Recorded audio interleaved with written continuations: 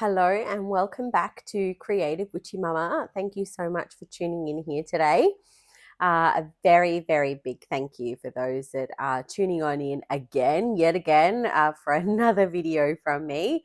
And a huge warm welcome to those that are new here. You have no idea. The subscribers have grown like a little bit in numbers over the last couple of days, like not obviously huge amounts. And I'm almost at 200 subscribers. And you know what? For some people, that might be such a small deal, but for me, it's so huge. And I cannot thank you. I just can't thank you enough. From the bottom of my heart, I'm so appreciative. You have no idea. So, if you haven't yet subscribed and you would like to know when I'm releasing some new content, hit the notification bell, the subscribe, like, share, comment. I absolutely love receiving your comments, and I do try and comment back as quickly as I can. It's not always uh, very timely, especially if you're on the other side of the world to me. We do have a big time difference. So look, thank you so much. And if you would like to subscribe, please do so. Today, I kind of want to touch base on being a solo mum. And not just being a solo mum, but going on that journey. For those that have been following along, you'll know that I am into my cycle of having another frozen egg transfer. My first one was for Harrison. I was successful first time round, which I'm very lucky and grateful for. But I'm now in my process to have another one. And it's so interesting, like people's views on, especially being a solo mum by choice as well. Like they've chosen to do this. Some people's opinions on that, and the kind of comments I get is like, "Oh my god, you must be crazy," and "Wow, how are you going to cope? Like, how are you going to cope financially?" And look, I mean, these are all like they're serious questions, I guess. But how does everyone else do it? Like you just do, right? I know it's going to be difficult. It's going to be an adjustment. Obviously I was a first time mum to Harrison. So it will be an adjustment for me, for us, and as a family unit, but we will make it work because what other choice do you have? I mean, everyone that has a family, a lot of people go into having children in a relationship and those relationships break down. So they become single parents. So it's no different, really. I've just chosen this path. And look, I'm almost 41. And I feel like if I don't try and do this now, my time might slip by. I've been able to do that. And I would like to extend the family. I would like to have more children. And it's not just about giving Harrison a sibling. This is about growing my own family.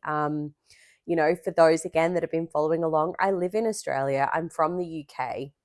I don't have any other family here. Actually, that's a lie. I just picked up my cousin last night from the airport, so he's here on a working holiday visa, which is so nice.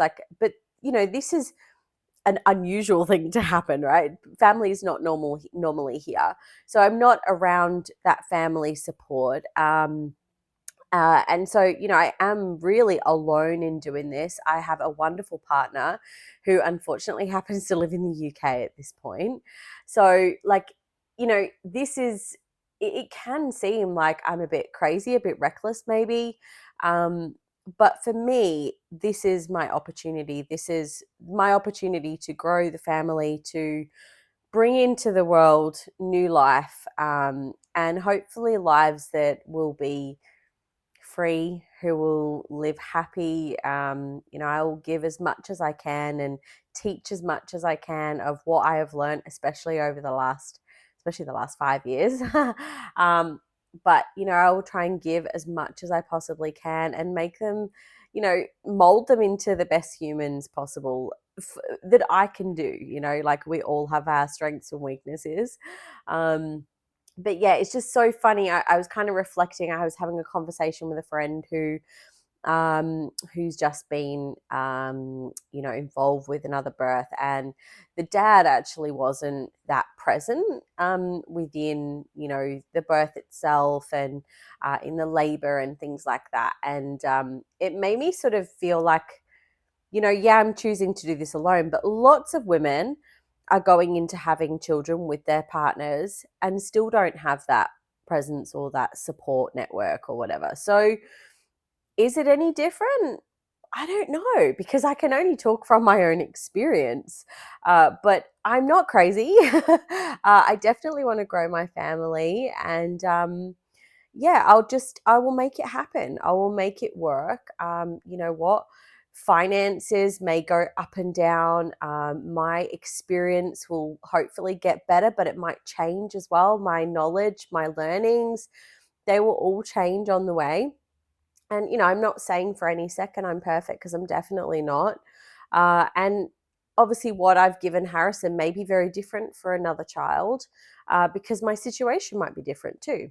So, but yeah, I kind of sit in this like reflection quite often, like, because this little niggle on my shoulder comes in quite frequently and is like, can you actually do this? Like, can you do this on your own? I'm already doing it. So, of course, the answer is yes. I just have to believe a lot more. And I do believe in myself, but, there is always going to be those shadows of self doubt. And I think that's normal, but we have to know how to kind of move through them. And I'm moving through it by, I guess, expressing that we're not perfect. Nobody's perfect, but we have to make decisions based on the knowledge that we have at the time that we're making that decision. And for me, to try for another child is actually a no-brainer. I'm part of so many groups, and so many women come in and say, oh, financially, I'm not going to be able to survive, and all of this. But I watched my mum. I grew up with a single mum essentially, and I watched her thrive. Yes, it was a struggle sometimes, and I know that she struggled now. At the time, I didn't think she struggled, but she hit it very well. She worked full time, she studied. She showed my sister and I that absolutely anything was possible, and it didn't matter that she was on her own. She wasn't getting any financial support from my dad, limited financial support from my sister's dad. We often moved, so there wasn't always family around to be able to offer that, hands on support. So, I've watched a very strong woman do it all, not by choice. It wasn't her choice to do that. Like, she was thrown into that situation, I guess. Um, but in the same token, she made it work. She did it. And I'm so grateful for those learnings and that experience that I've been able to take away from her. And I see, single mums, single parents all the time that are just kicking ass. Like, they are doing the best job, like the greatest job. To be able to make that decision, I think, is actually pretty selfless. To go it, to do it, to bring a child into this world, um, even when you are on your own, I just think is it's such a brave decision. Um, but it's not an easy one to make, and I'm sure lots of women toy with this idea, because ideally people want to do it, with a partner, with family. But it doesn't always work out that way. So I guess my message here today is, if this is you're sitting on the fence and you're unsure, and maybe you're a single mum, you're a solo mum by choice, or you're a single mum and you're not sure, but you think, you're having that urge to have more children and things like that, do what your heart is telling you to do. You will get through it, just like I will. And just like so many other parents have done, in the years gone by. And you've just got to bite the bullet and do what you want to do. Don't allow the critics around, don't allow the, bad social media or all of those things get you down. Do what you want to do. And I think that is the biggest thing that I have learned out of all of this, is that, yeah, there's lots of things going on around me, but I just have to continue doing what is right for me. What is right for me and my immediate family. And that at the moment is me and Harrison. Obviously my partner too, but he's not here physically with me, unfortunately. But I have to just keep going, keep plowing through. And I know that we will survive. We will thrive, in fact, because that's what we're here to do. I truly believe that's what I'm here to do. I'm here to be a pioneer and also break generational cycles of being that single mum, but not by choice. Like, I've chosen to do this. I've literally severed the ties with the fear of that. So yeah, I'm going to go through it. I'm going to conquer this. I'm going to do it. And good luck to any of those that are also in this phase of doing it, especially when you are doing it alone. So my heart goes out to you. My best of luck and best wishes go out to you too. Let's spread the love. Let's spread all the happiness and the baby joy and the baby dust to everyone that needs it right now. So thank you so much for tuning in today and listening to me once again.